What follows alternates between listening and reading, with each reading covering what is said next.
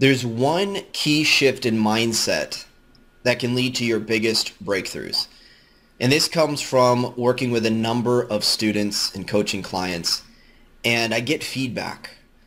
One of the pieces of feedback is when we work on this one way of thinking, that's what feels most empowering, and that's what's led to the greatest creativity and new possibilities.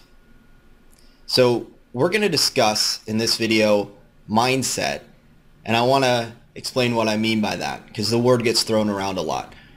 Mindset is a way of thinking, and we're going to go really deep on this, or you might even think really high level. It's going to be a profound new way of thinking for you, even if you've done a lot of personal development or read a lot of books on the topic of mindset.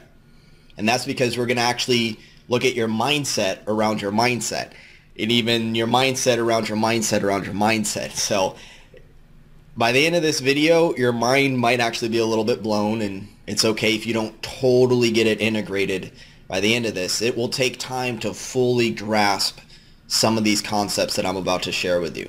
Let's start with an example. So one mindset battle that takes place as an author is the battle between passion and profits. So consider if you've fallen into one of these two camps. So there's the passion crowd. And this is a business mindset in general, that you write what you're passionate about. You do what you're passionate about. You follow your bliss. And there's examples of people who've been very successful with this. They said, I wasn't doing it for the money. I just had something inside me I wanted to get out. And I started writing or creating what I loved. And eventually the money came, or the right circumstances. The universe aligned to my desires. And now all of a sudden my passion became profitable. There's a number of good reasons for this approach. Obviously, if you're passionate about something, aren't you going to have more motivation? Aren't you going to be more creative? I mean, if you do what you're passionate about, you're probably going to stand out from the crowd who's just trying to fit into what the market wants. Instead, you're going to be able to really bring your unique gifts into the world. It certainly seems more fun and enjoyable to take the passion approach. So that's one school of thought. Follow your passion. Let the profits come later. Worry about the marketing later. There's another school of thought, which I've basically demonstrated or shared, which is it's not so important what your passion is. And I've even heard some people say that that's a total myth. Ignore what your passion is. Your job as an entrepreneur, if you want to go from just being an author, creative artist to actually making money, you need to serve the market. You need to look, what do people want? What are they buying? And it's even argued that that's more selfless. If you're just following your passion, that could almost be selfish. That's just about what you want. This is about serving other people. And if you do that, that's where money comes in. People are paying you to entertain them or to add value to their lives. And of course, as you make a lot of money and you do what people are going to pay you for, then on the side or after you've earned enough income, then you can do whatever you want, whatever you're passionate about. Now this has a lot of people that have been successful taking this school of thought.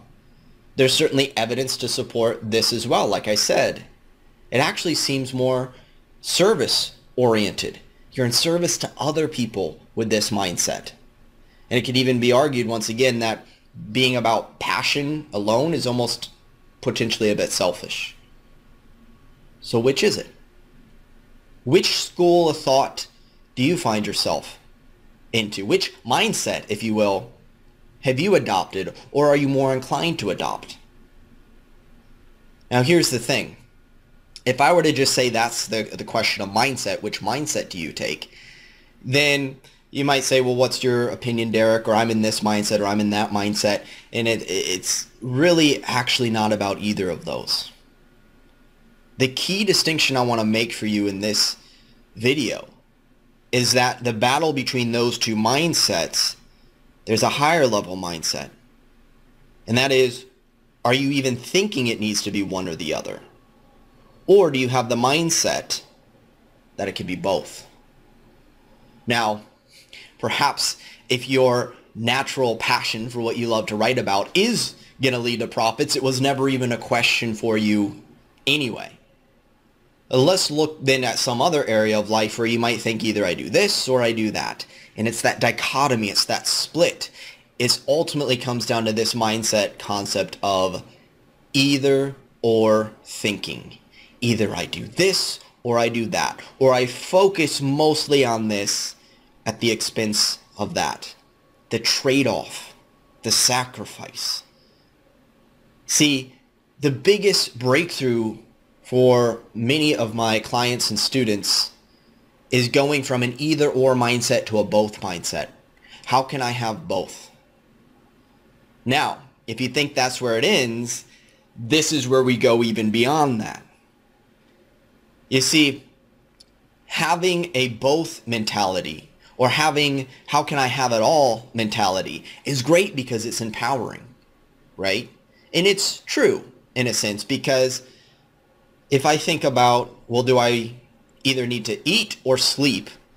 The answer is you can have both, right? Just not at the same time. So over the course of the day, you can eat and you can sleep and you can work on your business and you can do all these other things.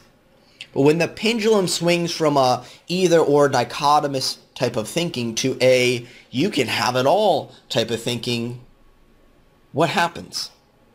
It's empowering up to a point, but then something else happens where you might have experienced feeling overwhelmed. I have so many options now. How do I sift and sort through it? So now we go a mindset beyond the both mindset. And it's, once again, it's this tug of war in a sense is, well, do I use either or thinking or do I use both thinking? That in and itself is an either or dichotomy. I get it. Your mind might be a little bit like, what? It's okay if it hasn't totally sunk in now. Point is, we go beyond that and we go, there are times where either or thinking is useful. And there are times where a both or a have it all type of thinking is useful. And so you see mindset goes so far beyond some of the common things we think about mindset of, oh, do you have the mindset of passion or do you have the mindset of profits? Do you have the mindset of either or? Do you have the mindset of both or and, or however you want to describe it? To even going, when might one be more useful and when might the other be more useful? It's a little abstract. So let's make it concrete. The point of all this is there's not one mindset that works for everyone in all situations. The thing about mindset is it's shifting and it's dynamic. So the higher level mindset is the mindset of what works best for me right now in this situation, rather than adopting a fixed, rigid mentality and then thinking that's going to be true for all times and all people and all places. This is something, hashtag shameless plug, I go through in my book, Break Through Your BS. And the intention of this video is not to plug that book, but since it makes a lot of sense, you can check out that book because it's going to give you an experiential learning process through parables, stories, even some choose your own adventure style processes as you go through the book to help drive it in deeper. Because this gets very intellectual, right? It's kind of like thinking about thinking about thinking. It's, once again, it's purposely a little bit confusing because your mind is now starting to wire itself in a new way and make new connections. I promise to make this practical, so here, let's come back to that. You want to be, first of all, aware of when are you making something an either or choice, and ask yourself, could I do both? How could I do both? Even if it's not both at the same time, you might start with one and then move to another and cycle back and forth. It's like health and fitness. There's a time where you want to challenge your body, and then there's a time you want to rest and recover. If you only do one, or you only do the other, or you do too much or too little of either of them, you don't get optimal adaptation and health. The next thing is, well, how do you know if you're falling into one of these traps? And even if you are aware of it, how do you know how to fix it? And this is the key thing. We all have our blind spots. So the simplest, quickest, most accelerated fix, which is not an instant fix, but it's a lot quicker, and it's the most effective way I know, is to have a coach, a mentor, someone outside of you that can look at your thinking from an outside point of view and can help you decide which type of mindset you might be falling into and really help you assess, is it serving you or is it not serving you at this moment? And a mindset that served you in the past might not serve you right now. And a mindset that serves you right now might not serve you a month from now, or even tomorrow, or even in 5 minutes. So some sort of coach or mentor can help with this. And the third thing is to understand this thing as you look at other people and their success, that you'll model success.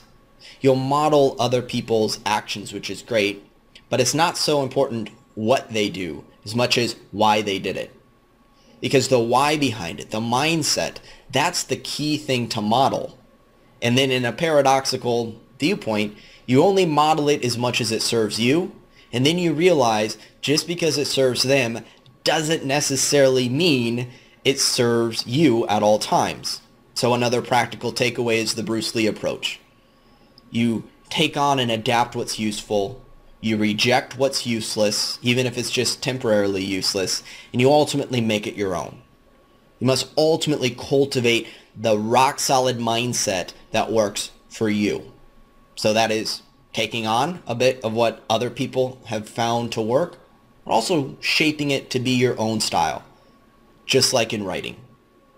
See, in writing, you learn from other writers, you learn from inspiration, then ultimately you come to a point where you create your own style, your own message, you express your own gifts. That's that. How do you have both? Again, how do you model what else is out there and bring in something of your own? And that's where you get true innovation and creativity. I encourage you, if you haven't already, go through the book, Why Authors Fail. You'll see some of these mindset distinctions. You'll also even see, on purpose, the use of dichotomies. Struggling authors do one thing, successful authors do another thing, and it creates that split. But also keep in mind now, the behind-the-scenes secret revelation here is that there's actually more than two options with most things in life.